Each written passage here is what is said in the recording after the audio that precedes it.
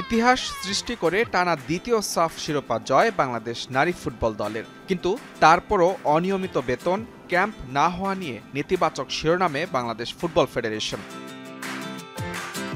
তবে সেই আক্ষেপ এবার ঘুচতে যাচ্ছে।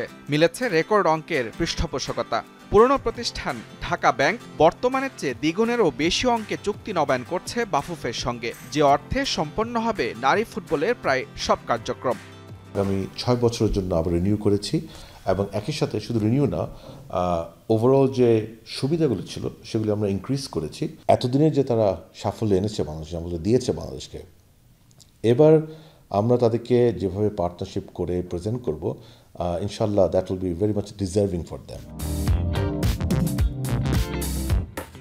ধারাবাহিক সাফল্যে জনপ্রিয়তায় কোনো অংশে পিছিয়ে নেই ঋতুপর্ণা সাবিনারা। সামাজিক যোগাযোগ মাধ্যমে রয়েছে ঈর্ষণীয় ফ্যান ফলোয়ার।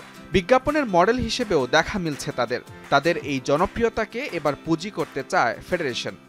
সোশ্যাল মিডিয়া প্ল্যাটফর্মগুলি আছে, ওগুলি সবগুলিকে ইউনিফাইড করার কাজটা চলছে এখন। আমরা ইতিমধ্যে ফেসবুক, ইউটিউবের সাথে বেশ কয়েকটি মিটিংও করেছি, অনলাইন মিটিং করেছি, এবং আমাদের একটা টিম ডেডিকেটলি কাজ করছে এটার জন্য। একটি ডেডিকেটেড ওয়েবসাইট, তাদের জন্য ডেডিকেটেড ফেসবুক, ইনস্টাগ্রাম, এই অ্যাকাউন্টসগুলি আমরা করব just for the women's team.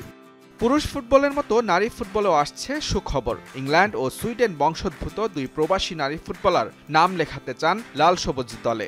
পাশাপাশি ইউরোপের মানসম্মত সব লিগে ফুটবলারদের সুযোগ করে দেওয়ার পরিকল্পনাও হাতে নিয়েছে বাফুফে।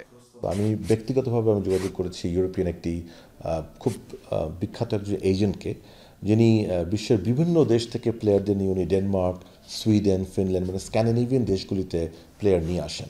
তো তার সাথে আমি নিজে সরাসরি যোগাযোগ করেছি এবং তিনি ইচ্ছা পোষণ করেছেন। ইনশাআল্লাহ আগামীতে আমরা আশাবাদী যে আমাদের বেশ কিছু নারী ফুটবলার আন্তর্জাতিক লিগগুলিতে খেলবে বিদেশের মাটিতে।